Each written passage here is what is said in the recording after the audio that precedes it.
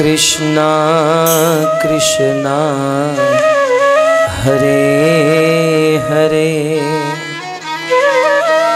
हरे राम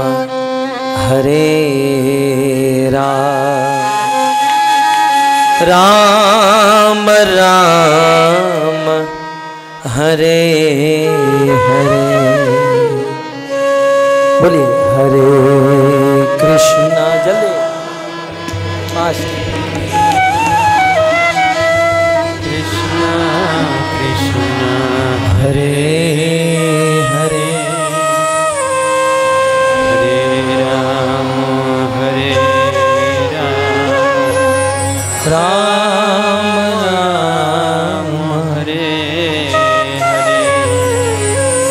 हरे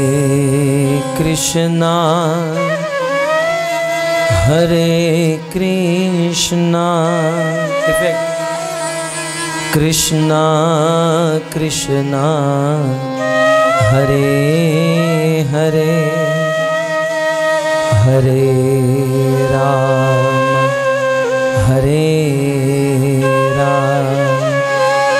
राम राम हरे हरे हरे कृष्णा हरे कृष्णा कृष्णा कृष्णा हरे हरे हरे राम राम राम हरे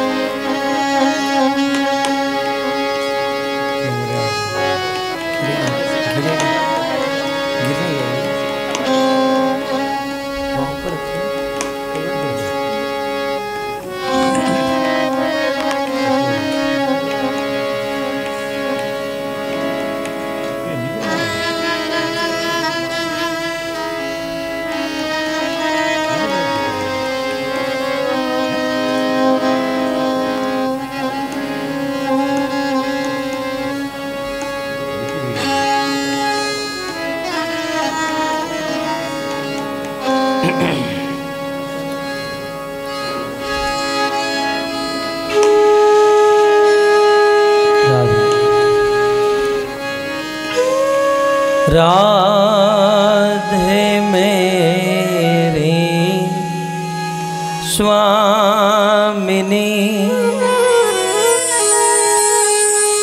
मैं राधे को दास जन्म जन्म मोह दीजियो श्री वृंदावन लावनवास।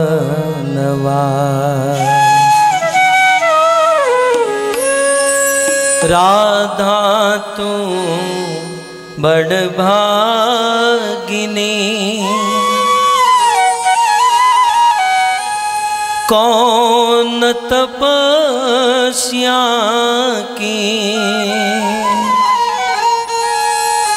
तीनों लोक के नाथ है, सो तेरो आधीन।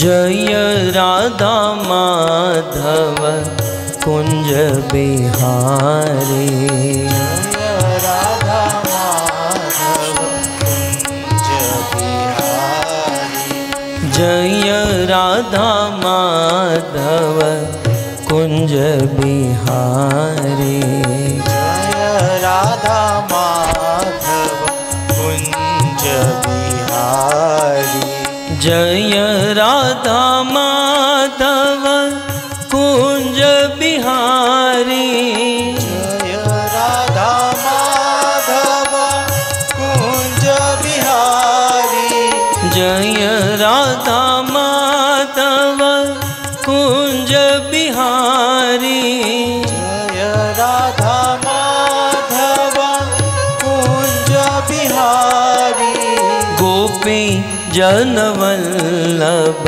गिरिवरधारी, गोपी जनवल्लभ गिरिवरधारी, गोपी जनवल्लभ गिरिवरधारी, गोपी जनवल्लभ गिरिवरधारी, जय राधा माधव कुंज बिहारी, जय राधा माधव कुंज बिहारी,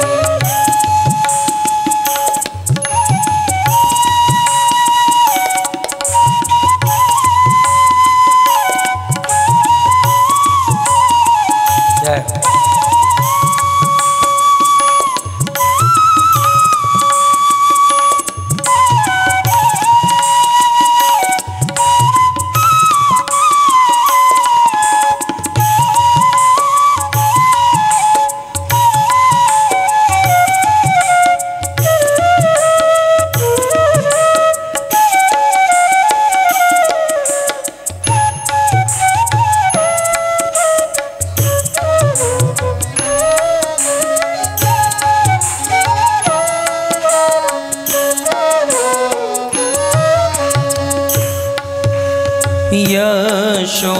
यशोदानंदन ब्रज जन रंजन, यशोदानंदन ब्रज जन रंजन, यशोदानंदन ब्रज जन रंजन,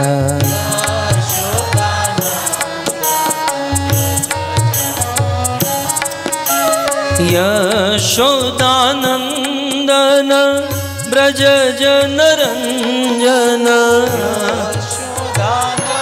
गाइए ब्रज जन रंजन, यशोदानंदन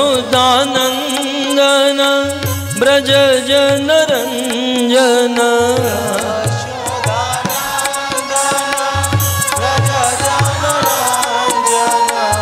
यमुना तीर वनचारी,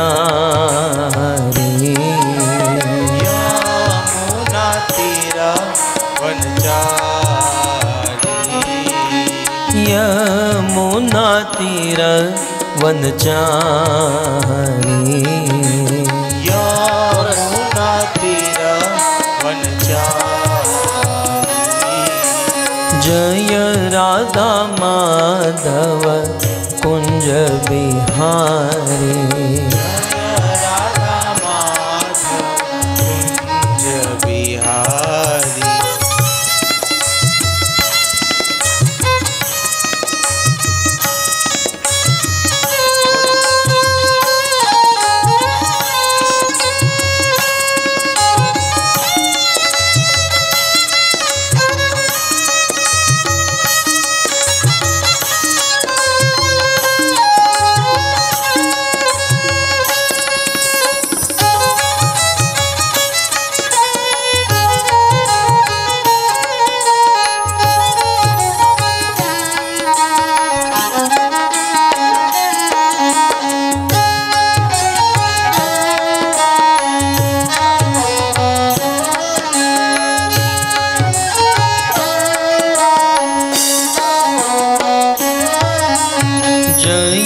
राधा माधव कुंज बिहारी।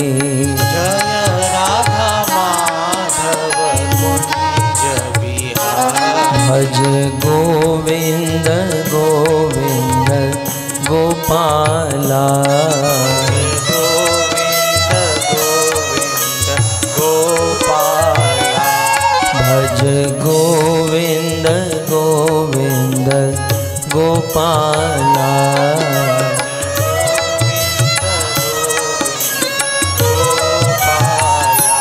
भज मुरली मनोहर नंदलाला। भज मुरली गाइए नंदलाला। भज मुरली मनोहर नंदलाला।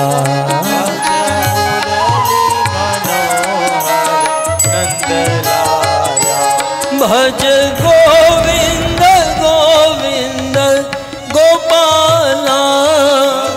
गोविंद गोविंद गोपाला।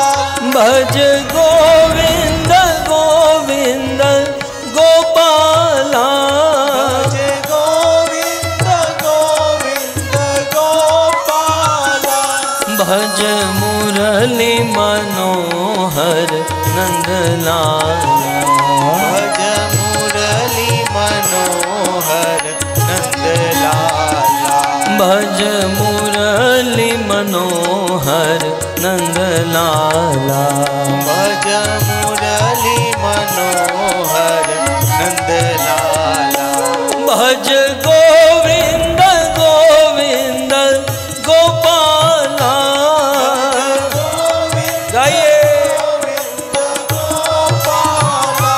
भज गोविंद गोविंद गोपाला।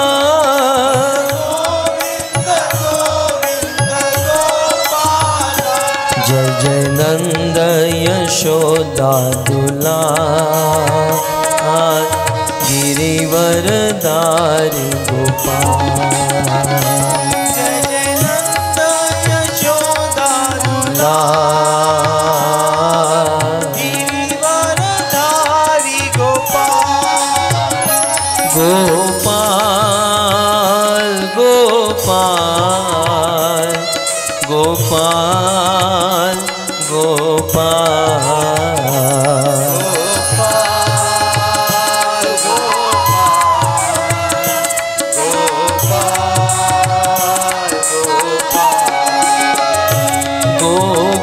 गोपाल गोपाल गोपाल गोपाल।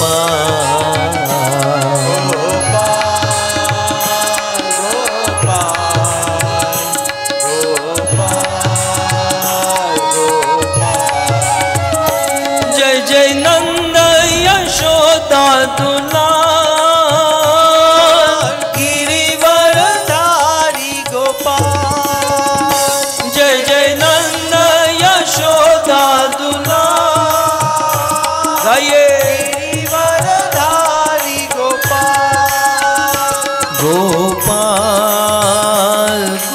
गोपाल गोपाल गोपाल भाव से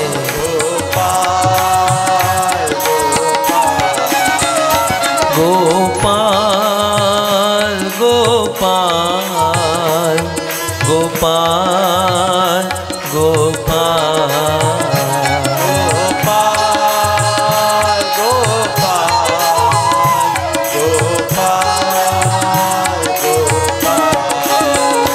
जय जय नंद यशोदा दुलार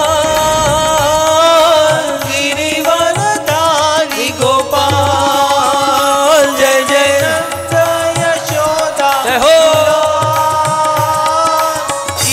गिरिवरधारी गोपाल जय जय नंद यशोदा दुलार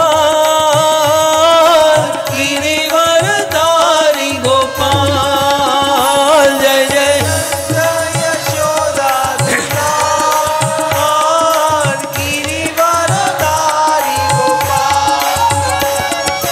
हरे कृष्णा कृष्णा कृष्णा हरे हरे हरे रामो राम राम हरे हरे हरे कृष्णा कृष्णा कृष्णा हरे हरे हरे रामो राम राम हरे हरे बोलो हरे कृष्णा कृष्णा कृष्णा हरे हरे हरे रामो राम राम हरे हरे हरे कृष्णा कृष्णा कृष्णा हरे हरे हरे रामो राम राम हरे हरे हरे कृष्णा कृष्णा कृष्णा हरे हरे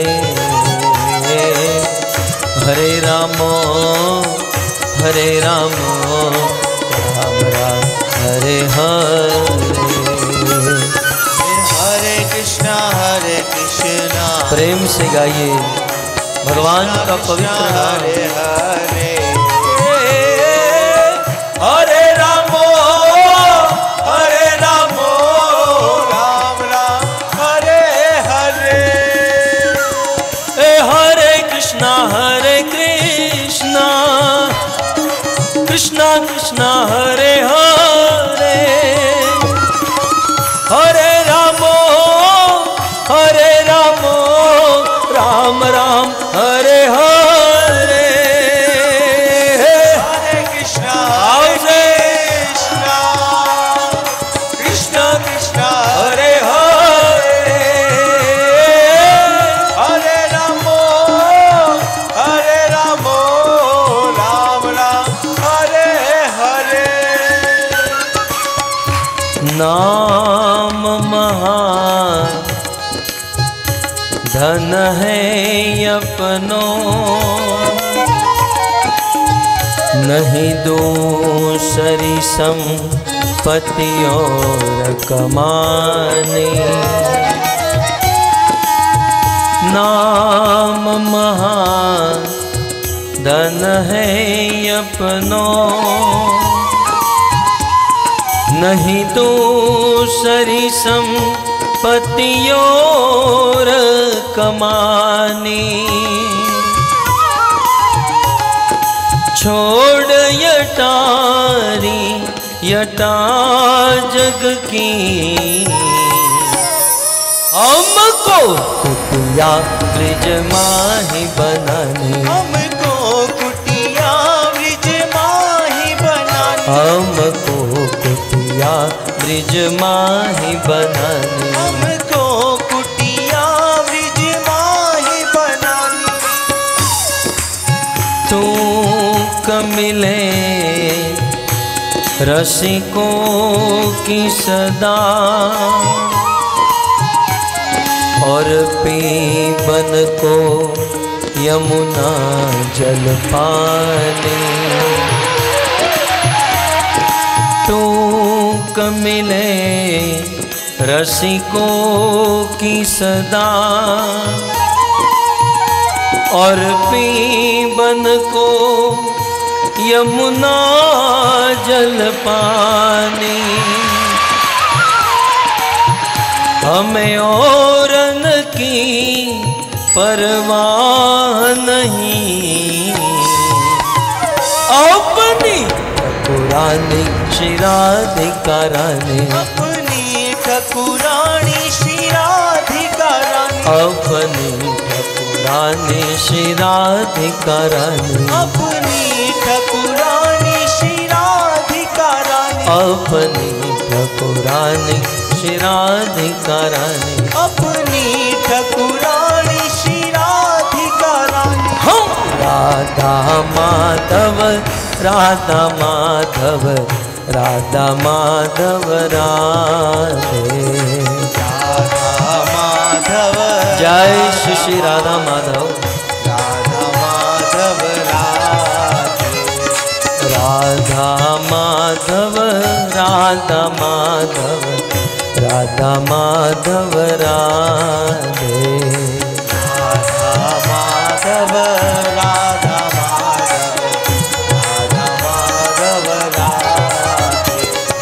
जगन्नाथ जगन्नाथ बलदेव जय सुभद्रा, जगन्नाथ जय जगन्नाथ, बलदेवा जय सुभद्रा, जय जगन्नाथ जगन्नाथ बलदेव जय सुभद्रा, जगन्नाथ जगन्नाथ बलदेवा जय सुभद्रा। हम गौरनिताय जय गौरनिताय, गौरनिताय जय गौरनिताय, गौरानिताय जय जय श्री श्री गौरनिताय, गौरानिताय जय गौरानिताय, गौरनिताय जय गौरनिताय, गौरनिताय जय गौरनिताय, गौरानिताय जय गौरानिताय, गौरानिताय जय गौरानिताय। प्रभुपद प्रभुपद प्रभुपद शिल प्रभुपद, प्रभुपद प्रभुपद प्रभुपद श्रील प्रभुपद, जय प्रभुपद प्रभुपद प्रभुपद शिल प्रभुपद, प्रभुपद प्रभुपद प्रभुपद श्रील प्रभुपद, जय जय प्रभुपाद प्रभुपाद प्रभुपाद प्रभुपाद, जय प्रभुपद जय श्री प्रभुपाद, प्रभुपद प्रभुपद। निताय गौर हरि बोल हरि बोल हरि बोल हरि बोल, निताय गौर हरि बोल, हरि बोल। युग धर्म हरिनाम संकीर्तन की ग्रंथराज श्रीमद् भागवतम महापुराण की श्रील प्रभुपाद की निताय गौर प्रेमानंदे।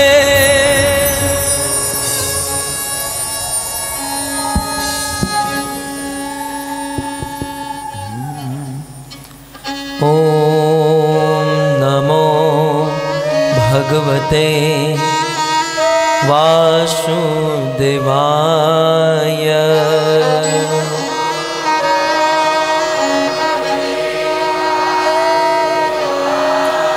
ओम नमो भगवते वासुदेवाय।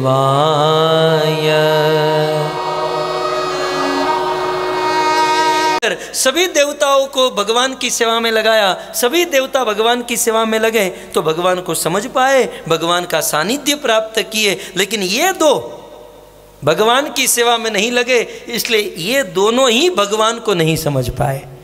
ब्रज लीला में आप देखिए, ब्रह्मा भी मोहित हुए और इंद्र भी मोहित हुआ। ब्रह्मा मोहित हुए, ब्रह्म विमोहन लीला, इंद्र मोहित हुआ, सांबर तक मेघ वर्षाया और भगवान को गोवर्धन उठाना पड़ा। खैर, तो बड़े बड़े देवता भी मोहित हो जाते हैं, इनको समझ नहीं पाते हैं। आगे कहते हैं, तेजो वारी मृदाम यथा विनिमयो यत्र त्रिसर्गो मृषा धाम्ना स्वेन सदा निरस्तकुहकं सत्यं परं धीमहि। उस भगवान श्री कृष्ण की अनेकों शक्तियां हैं, उनमें से एक है बहिरंगा शक्ति, जिसे माया कहते हैं। बहिरंगा शक्ति, माया के 3 गुण हैं, सत्व, रजस और तमस। इन 3 गुणों से यह संसार का निर्माण होता है, यह भौतिक जगत का निर्माण होता है। और माया के प्रभाव के कारण त्रिगुणात्मक ये भौतिक जगत जो अनित्य है, लेकिन माया के प्रभाव से ये भौतिक जगत नित्य दिखाई देता है। जिस माया के प्रभाव से अनित्य वस्तु नित्य भासित होती है, ये माया जिसकी शक्ति है, उस भगवान को मैं प्रणाम करता हूँ।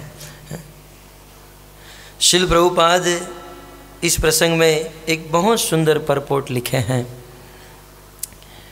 मैं पढ़ना चाहता हूँ, आप सुनिएगा। निष्ठाहीन व्यक्ति सीधे 10वें स्कंद में और विशेषकर उन 5 अध्यायों में पहुँच जाते हैं। जिसको निष्ठा नहीं होती वो लोग सीधे 10वें स्कंद की कथा और कृष्ण की लीलाओं में और मुख्य करके रास पंचाध्यायी जैसे प्रसंगों में चले जाते हैं, जिनमें भगवान की रास लीला का वर्णन है।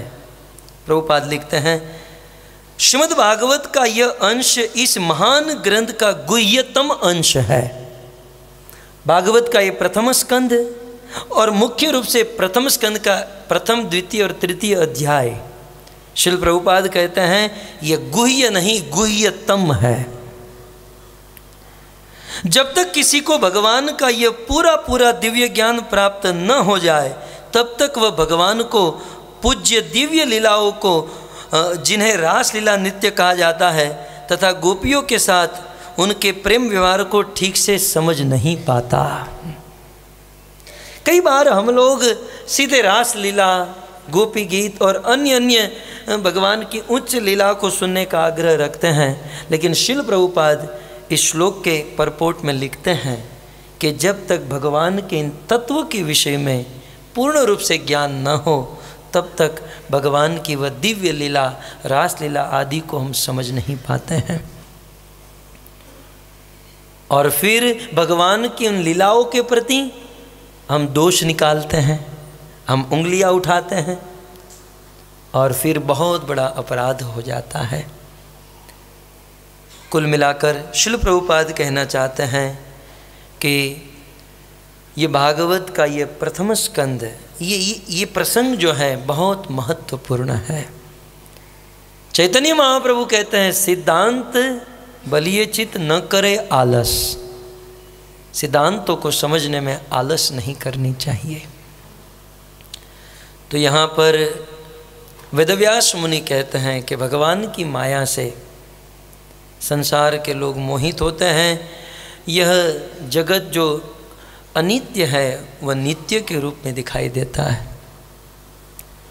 यद्यपि ये माया भगवान की शक्ति है, लेकिन भगवान बहिरंगा शक्ति माया से तनिक भी प्रभावित नहीं होते।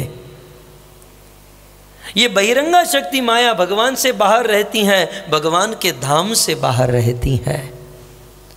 जो नित्य निरंतर अपने धाम गोलोक वृंदावन में विराजते हैं, ऐसे परम सत्य भगवान श्री कृष्ण का हम ध्यान करते हैं। सत्यम परम धीमहि, सत्यम परम धीमहि। उस परम सत्य का हम ध्यान करते हैं। इस प्रकार प्रथम श्लोक के बाद वेदव्यास मुनि अब दूसरे श्लोक में भागवत के विषय वस्तु का वर्णन करते हैं। आइए संक्षिप्त में, मेरी इच्छा है कि कभी इन 3 श्लोक के ऊपर 7 दिन की कथा करूं। बैठे बैठे मनोरथ करता रहता हूं। वास्तव में मूल प्रसंग तो हमारा बाद में शुरू होगा, लेकिन संक्षिप्त में अब क्रम से यदि शुरू किए हैं तो दूसरे श्लोक को धर्म प्रोजित कैतवोत्र परमो निर्मत्सराणां सतां वेद्यं वास्तवमत्र वस्तु शिवदं तापत्रयोन्मूलनम्। श्रीमद्भागवते महामुनिकृते किं वा परेरीश्वर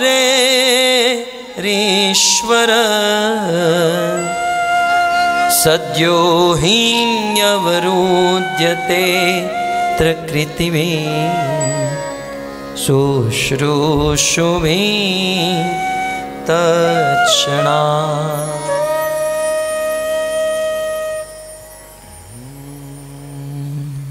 धर्म प्रोजित कैतवोत्र परमो। भागवत के विषय वस्तु का वर्णन करते हुए वेदव्यास मुनि कहते हैं कि ये भागवत कैतव धर्म से, कपट धर्म से मुक्त है। वेदव्यास मुनि कहते हैं कि इस भागवत में किसी भी प्रकार का कपट नहीं है। कैतव धर्म, वेदव्यास मुनि ने स्वीकार किया कि इस भागवत के पहले मैंने 17 पुराण लिखे, उन सभी पुराणों में कपट किया, क्योंकि उन पुराणों में लौकिक वर्णन करना था, लेकिन भागवत में मैंने कोई कपट नहीं किया। लोक में जब किसी की शादी होती है, जिस दुल्हे का विवाह होता है, तो उनका नाम लेकर गीत गाया जाता है ना। हमारा दुल्हा चांद जैसा सुंदर है, फिर भले कोयले जैसा काला कलूटा हो, सुबह मिले तो दिन बिगड़ जाए, लेकिन भाई शादी है, उसी का गाना गाया जाएगा, पड़ोसी का तो गा नहीं सकते। ठीक उसी प्रकार वेदव्यास मुनि ने जिसका पुराण लिखा उसी का गीत गाया। शिव पुराण लिखा तो बस शिव जी ही भगवान है, शिव जी ही परमात्मा है, शिव जी ही कण कण में है। देवी पुराण लिखा तो देवी ही सब कुछ है, गणेश पुराण लिखा तो गणेश जी ही भगवान। अब जिसकी शादी उसी का गीत गाए। आज जब वेदव्यास मुनि भागवत लिखने जा रहे हैं, अपनी गलती का स्वीकार कर रहे हैं, क्योंकि नारद मुनि ने डांट कर कहा था, वेदव्यास जी आपके मन में अशांति है, इसका कारण यही है कि आपने अनेकों पुराण लिखे और सभी पुराणों में कपट किया। शिव पुराण में शिव जी को भगवान बताया, देवी पुराण में देवी को भगवान बताया। कलयुग में जनता इन पुराणों को पढ़ेगी और जब आपस में मिलेगी तो झगड़े के अलावा कुछ नहीं करेगी, और कलयुग के झगड़े का दोष आज आपके ऊपर आया है। अतः वेदव्यास मुनि ने अपनी गलती को सुधारते हुए भागवत पुराण की रचना की। और दूसरे ही श्लोक में अपनी गलती को प्रस्तुत कर रहे हैं कि अन्य पुराणों में मैंने कपट किया, लेकिन भागवत में धर्म प्रोजित कैतवोत्र परमो निर्मत्सराणाम सता। धर्म प्रोजित कैतवोत्र, भागवत में कपट मुक्त धर्म का वर्णन है। चैतन्य महाप्रभु कहते हैं कपट क्या है? कपट माने आत्मवंचना। कृष्ण भक्ति को छोड़कर इस दुनिया में कुछ भी करना यह कपट है। भजन को छोड़कर कुछ भी सोचना, कुछ भी करना, यह कपट है। आत्मा के साथ कपट है, भगवान के साथ कपट है। भागवत में कपट मुक्त धर्मों का वर्णन हुआ है। दूसरे शब्दों में यदि इस भागवत को समझना है तो कपट से मुक्त होना होगा। हम लोग, मेरे जैसे लोग कंठी, तिलक, दीक्षा आदि धारण तो कर लेते हैं, लेकिन हृदय में बहुत कपट रखते हैं। कपटी व्यक्ति कभी भी भगवान को प्रसन्न नहीं कर पाएगा। कोई व्यक्ति कितना भी ज्ञानी है, पंडित है, धनी है, सब कुछ है, लेकिन जब तक हृदय में कपट है, भगवान उन पर कभी दया नहीं करते, कभी उन पर प्रसन्न नहीं होते।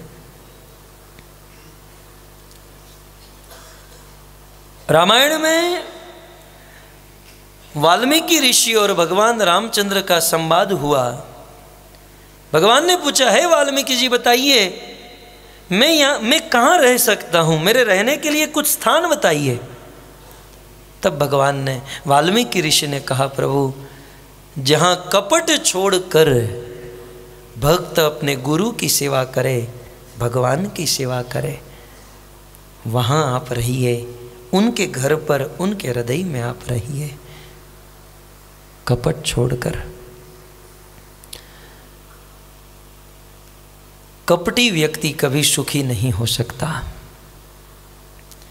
तो धर्म प्रोजित कैतवोत्र परमो, भागवत को समझने के लिए कपट से मुक्त होना होगा। और इस भागवत में कैसे चरित्र का वर्णन है? धर्म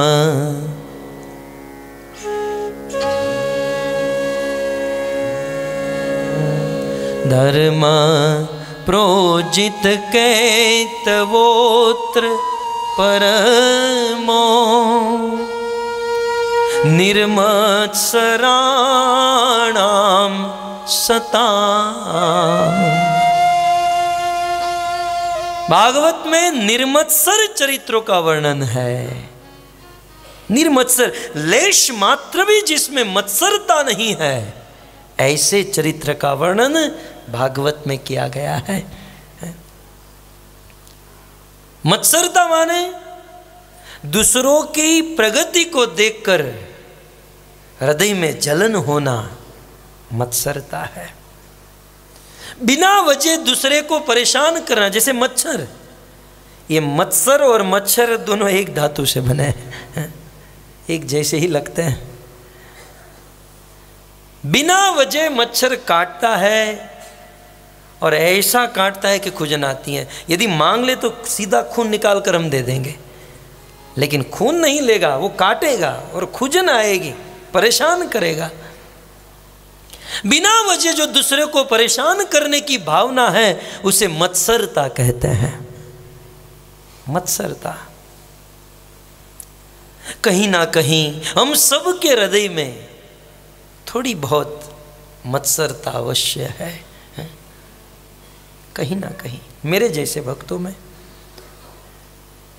और इस मत्सरता के कारण हम भजन में सुख नहीं ले पाते हैं, हम शुद्ध भक्ति नहीं कर पाते हैं। यदि मन में प्रश्न हो कि इस मत्सरता के दोष से मुक्त होना है तो क्या करना होगा? निर्मत्सर चरित्रों का वर्णन, निर्मत्स्य चरित्रों की कथा सुननी होगी। और ऐसे निर्मत्स्य चरित्रों की कथा कहाँ पर है? श्रीमद् भागवत में है। निर्मत्सरा नाम सताम। सताम माने शुद्ध भक्त, संतों के चरित्रों का वर्णन हुआ है इस भागवत में। शुद्ध भक्तों के चरित्र का वर्णन। वेद्यम वास्तवमात्र वस्तु शिवदम। भागवत में जिस विषयों का वर्णन हुआ है वह विषय ही वास्तव में जानने लायक है। वेद्यम माने वास्तवम अत्र, अत्र माने इस संसार में, इस जीवन में वास्तविक जानने लायक। वेद्यम माने जानने लायक कोई वस्तु है तो वो है भागवत। भागवत के जो विषय है वही वास्तव में वेद्यम, जानने लायक है। लेकिन हमारी जिज्ञासा होती है कि दिल्ली में क्या हो रहा है, पाकिस्तान में क्या हो रहा है, वहाँ वास्तव में जानने लायक कुछ है तो वो भागवत है। क्योंकि संसार के बारे में जानेंगे तो हृदय में ईर्ष्या होगी, द्वेष होगा, हृदय में दुख और कष्ट होगा। परंतु भागवत को यदि हम जानेंगे तो आगे वेदव्यास मुनि कहते हैं शिवदम। यदि भागवत की विषय वस्तु की कथा सुनेंगे, भागवत का श्रवण करेंगे तो शिव माने कल्याण, द माने देना। भागवत के जो विषय है ये कल्याण प्रदान करने वाले हैं, जीवन में मंगल ही मंगल प्रदान करने वाले हैं।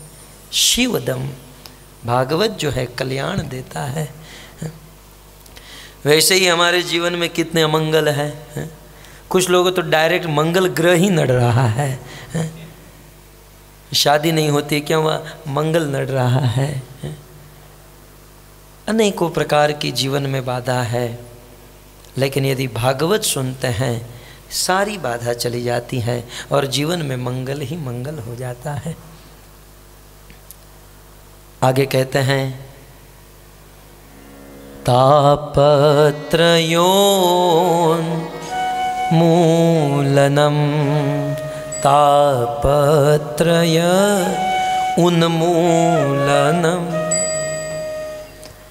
यदि कोई निरंतर इस भागवत को सुनते रहे तो त्रय ताप उन्मूलनम, तीनों तापों से वह मुक्त हो जाएगा। ये तीन ताप क्या हैं आप सब लोग जानते हैं। मैं आपको स्मरण करा रहा हूं कि इस दुनिया में जितने भी दुख हैं इन दुखों को तीन भागों में बांटा गया है। आदि दैविक ताप, आदि भौतिक ताप, आदि आध्यात्मिक ताप। ये तीनों प्रकार के तापों से संसार के लोग त्रस्त है, ग्रस्त है। रोज सुबह उठकर मंगला आरती में ही हम गाते हैं संसार दावा नल लीढ़ लोक, जल रहा है ये संसार। अनेक प्रकार के दुख हम सब के जीवन में हैं। लेकिन यदि कोई व्यक्ति भागवत सुन लेता है तो भागवत सुनने से तीनों प्रकार के ताप जीवन से खत्म हो जाते हैं, नष्ट हो जाते हैं, दुख चले जाते हैं। तो मन में प्रश्न होगा नहीं हम सांसारिक कार्य करते हैं तो उससे भी दुख दूर हो जाते हैं। मैं मानता हूँ दुनिया को कोई दुनियावी कार्य करेंगे तो उससे दुख दूर होगा, लेकिन 2-5 दिन में फिर से दुख आ जाएगा। कुछ प्रयास करेंगे वह दुख दूर हुआ तो 10 दुख और बढ़ जाएंगे। परंतु वेदव्यास मुनि कहते हैं यदि कोई भागवत सुनता है तो जीवन में जितने भी दुख हैं उन्मूलनम माने सारे दुख जड़ मूल से उखाड़ कर फेंक देता है ये भागवत। इसलिए श्रीमद् भागवते महामुनि कृते किम वा परे। इसलिए जब भागवत की रचना हो चुकी है तो अन्य अन्य ग्रंथ और पुराण पढ़ने की क्या आवश्यकता है। जब भागवत ही सिंह की तरह गर्जना कर रहा है, जैसे कोई वन में कोई सिंह गर्जना करता है तो छोटे मोटे पशु पक्षी वहां से भाग जाते हैं। ठीक उसी प्रकार जहाँ पर भागवत की गर्जना होती है तो भागवत सुनने वाले के हृदय को छोड़कर छोटे मोटे सारे पाप उस हृदय को छोड़कर भाग जाते हैं। ये है भागवत महामुनि कृते। और जब सुखदेव गोस्वामी के द्वारा भागवत प्रस्तुत हो चुका है, इतना मधुर बन चुका है यह भागवत, तो फिर अन्य ग्रंथ अन्य किताब पढ़ने की क्या ज़रूरत है, क्योंकि भागवत सुनने मात्र से भगवान मिल जाएंगे। अंतिम लाइन में वेदव्यास मुनि ने तो यहाँ तक कह दिया कि भगवान को प्राप्त करने के लिए भागवत सुनने की भी ज़रूरत नहीं है। कमाल कर दिया वेदव्यास जी ने, बिल्कुल भागवत की चरम परम सीमा पर लेकर गए कि बोले भागवत सुनने की जरूरत नहीं, भागवत सुनने की इच्छा मात्र हो जाए। 27 तारीख से यहाँ पर भागवत शुरू होने वाली थी और 2 महीने पहले से 4 महीने पहले से कुछ लोग टिकट बनाते हैं, टिकट निकालते हैं और 2-2 3-3 महीने पहले से सोच के रखते हैं कि हम भागवत सुनने जाएंगे। भागवत सुनी नहीं है, मन में इच्छा हो जाए, संकल्प हो जाए कि हम भागवत सुनेंगे। ये जिस दिन इच्छा होती है उसी दिन भगवान उस भागवत सुनने वाले के हृदय में प्रकट हो जाते हैं। इच्छा करने वाले सद्य ही अवरुद्ध तेत कृति भी शुश्रूषु भी तत्क्षणात्, तत्क्षण उसी क्षण भगवान प्रकट हो जाते हैं और अपने भक्त का ध्यान रखते हैं, अपने भक्त की रक्षा करते हैं। भागवत सुनने वाले भक्त की रक्षा भगवान कैसे करते हैं? गोस्वामी जी कहते हैं, अससत जन्म मम उरबस कैसे लोभी हृदय बस ही धन जैसे, लोभी हृदय बस ही धन जैसे। भागवत सुनने वाले भक्त की रक्षा भगवान वैसे ही करते हैं जैसे एक लोभी अपने धन की रक्षा करता है। लोभियों को देखा आपने? मैंने बहुत देखा है। हम डायमंड का बिजनेस करते थे तो रोज़ डायमंड सेल करने के बाद बैंक के लॉकर में रखना पड़ता था, डेली का शेड्यूल था। तो हम जब लॉकर में डायमंड रखने जाते थे तो बहुत सारे लोग आते हैं, तो एक आदमी मैं देखता था पौने घंटे तक लॉक मारता था। वो ऐसे ऐसे खींचता था, 5 मिनट ऐसे खींचे, 5 मिनट ऐसे खोले। मैं सोचता था कोई चोर तोड़ने से पहले ये खुद ही तोड़ देगा। इतना तो ये लोग को ऊपर नीचे आगे दाएं बाएं ऐसे जोर जोर से पौने घंटे तक वो उसका बंद करने का कार्यक्रम चलता था। जैसे एक लोभी अपने धन को तिजोरी में सुरक्षित रखता है, बंद करके रखता है कि किसी की दृष्टि न पड़ जाए, कोई देख न ले, वैसे ही भगवान अपने भक्त को अपने हृदय में बंद करके रखते हैं कि मेरे भक्त को किसी की नज़र न लग जाए, मेरे भक्त को कोई ठेस न पहुँचे। भगवान अपने भक्त की रक्षा करते हैं। जैसे आँख पलक की रक्षा करती है, जैसे ताजी ब्याई हुई गाय बछड़े की रक्षा करती हैं, वैसे भगवान भागवत सुनने वालों की रक्षा करते हैं। इसलिए आपको कहीं भी यात्रा करनी हो और ज़्यादातर फ्लाइटों में जाना ना, तो जो भागवत सुनते ना ऐसे लोगों के साथ जाना चाहिए, क्योंकि यदि फ्लाइट गिरने भी वाली होगी तो भागवत सुनने वाले के लिए फ्लाइट बच जाएगी, क्योंकि भगवान उसकी रक्षा करने वाले, तो बाकी के लोग अपने आप बच जाएंगे। मुझे तत्कालीन वो प्रसंग याद आ रहा है। महाराज परीक्षित के जीवन में 2 दुर्घटना हुई। प्रसिद्ध दुर्घटना आप सब जानते हैं। जब वे माँ के गर्भ में थे, उत्तरा के गर्भ में थे, तो अश्वत्थामा ने ब्रह्मास्त्र छोड़ा और भगवान कृष्ण ने रक्षा की, महाराज परीक्षित को जन्म मिला। और जब वे राजा बने तो जीवन में दूसरी दुर्घटना, समीक ऋषि के पुत्र श्रृंगी ने श्राप दिया, 7 दिन में तक्षक नाग के द्वारा तुम्हारी मृत्यु हो जाएगी। जब प्रथम दुर्घटना हुई तो महाराज परीक्षित भगवान के पास गए, है ना। माता उत्तरा कृष्ण के पास गई, पाही पाही महाजोगी। और जब दूसरी दुर्घटना हुई, समीक ऋषि के पुत्र श्रृंगी के श्राप वाली घटना हुई, तब महाराज परीक्षित भगवान की शरण में नहीं गए, भागवत की शरण में गए हैं?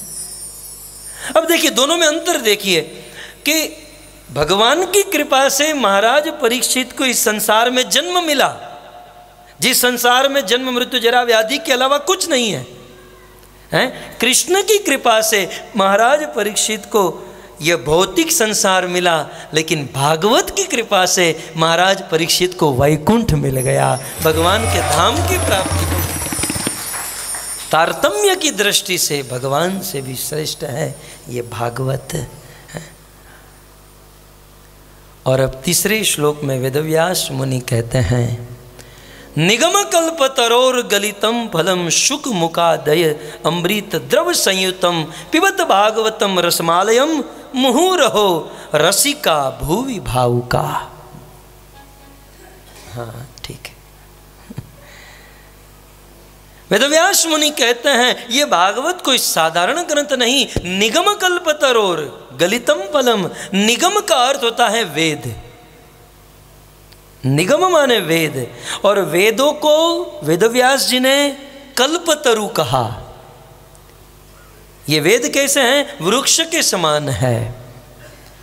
वेद यदि वृक्ष के समान है तो भागवत फलम, भागवत उस वेद रूपी वृक्ष का फल है।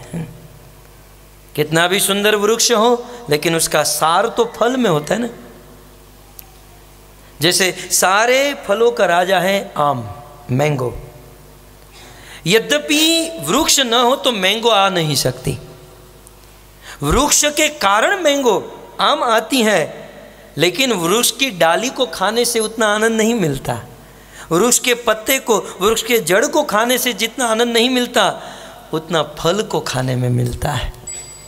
जबकि यह भागवत वेद रूपी वृक्ष का फल है, परंतु उस वृक्ष से भी महान है, क्योंकि फल ही वृक्ष का सार होता है और साधारण फल नहीं है।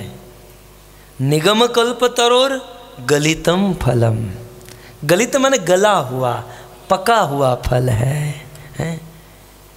आप विचार करो, आम जो है बहुत मधुर होती हैं और पेड़ पर ही पक जाए। कलकत्ता की आम में इतना आनंद नहीं, रत्नागिरी हाफूस कभी खाइए, और वो भी पेड़ पर पकी हुई आम आप खाइए, अद्भुत रस होता है। तो गलितम फलम, ये भागवत जो है वेद रूपी वृक्ष का पका हुआ फल है, और इस फल को जब सुखदेव गोस्वामी ने स्पर्श किया तब तो ये मधुराति मधुर बन गया है।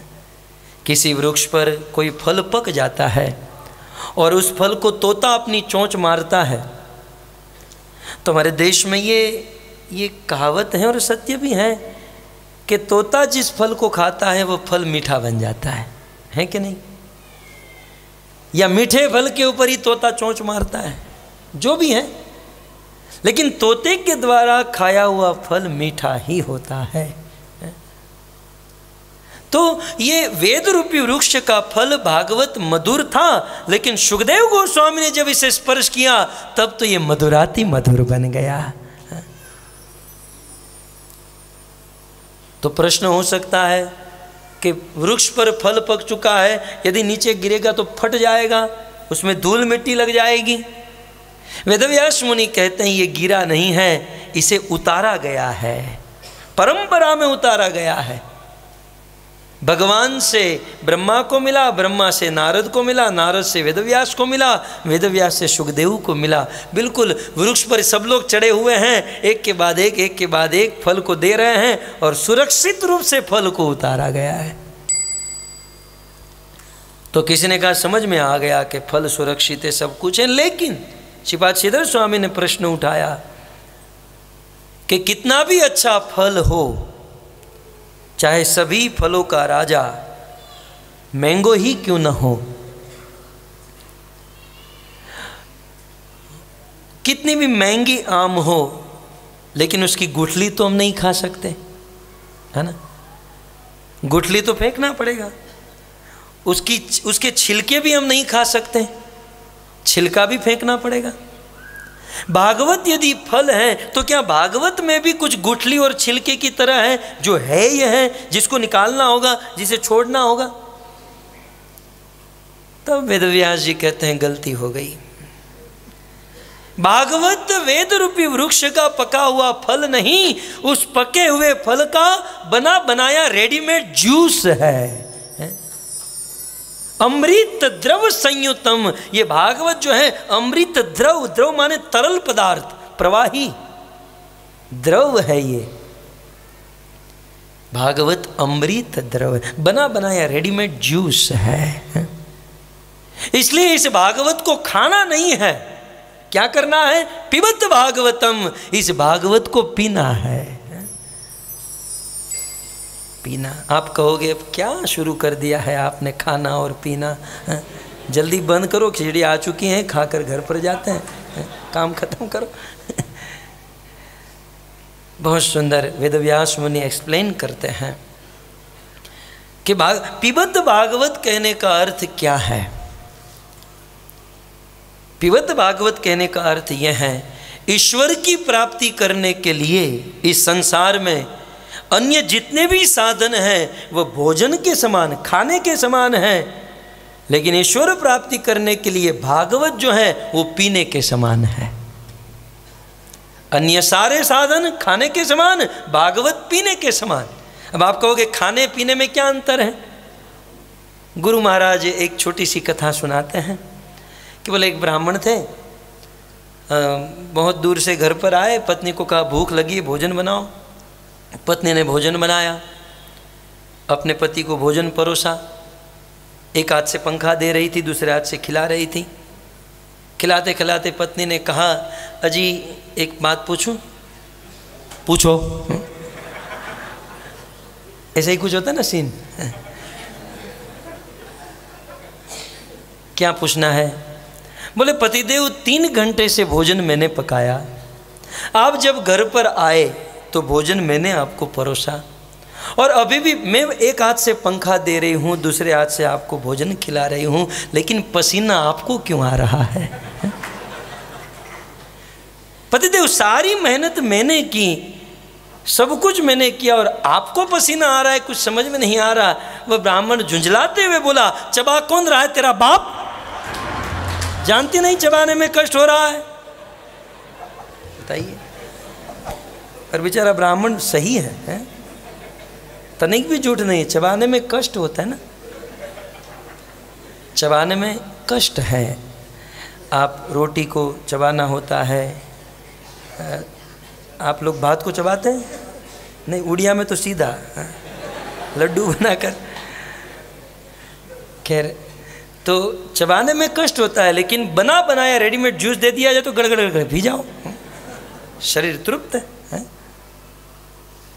तो यहाँ पर पिबत भागवतम कहने का अर्थ ये है कि अन्य जितने भी साधन हैं वो भोजन के समान, अर्थात अन्य सभी साधनों में कष्ट है, लेकिन ईश्वर प्राप्ति के लिए भागवत रूपी साधन जिसमें कोई कष्ट नहीं है।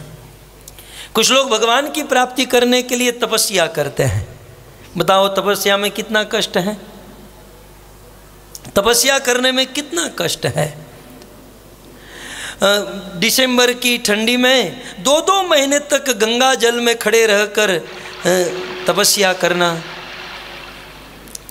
ग्रीष्म ऋतु की गर्मी में पंचांगनी ताप कर, ऊपर से सूर्य की गर्मी, नीचे से भूमि की गर्मी, अंदर से भूख की गर्मी, चारों ओर से पंचांगनी ताप कर खड़े रहना, ये कितना बड़ा कष्ट है।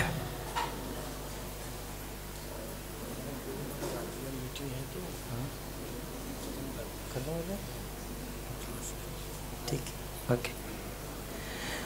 आज हमारे मायापुर में एक बहुत बड़ी मीटिंग है, इसलिए यहीं पर विराम करते हैं, लेकिन ये सिलसिला जारी रहेगा और 5 दिन तक। तो आप सभी भक्त आइए, इसे हम सुनेंगे और जीवन को धन्य करेंगे। हरे कृष्णा। ग्रंथराज श्रीमद् भागवतम महापुराण की, श्रील प्रभुपाद की, निताय गौर प्रेमानंदे। हरे कृष्णा। श्रील प्रभुपाद की जय। इस कृष्णलाल गोविंद प्रभु की जय। ग्रंथराज श्रीमद् भागवत महापुराण की जय। मैं सब भक्तों को धन्यवाद देना चाहता हूँ, लेकिन कृपा करके सब बैठिए, कारण अभी यहीं इष्ट गोष्ठी शुरू होने वाला है। आज मायापुर कम्युनिटी सुबह मंगल आरती में भी अनाउंस किया गया है कि कम्युनिटी सर्विस की जो इष्ट गोष्ठी यहीं होगा। तो कृपया सब लोग बैठिए, और प्रसाद अभी नहीं है, प्रसाद प्रोग्राम के बाद में। और परम पूज्य श्री जयप्रताप स्वामी महाराज भी पधार चुके हैं, तो उनको स्वागत करते हैं। हरि बोल, हरि बोल, हरि बोल।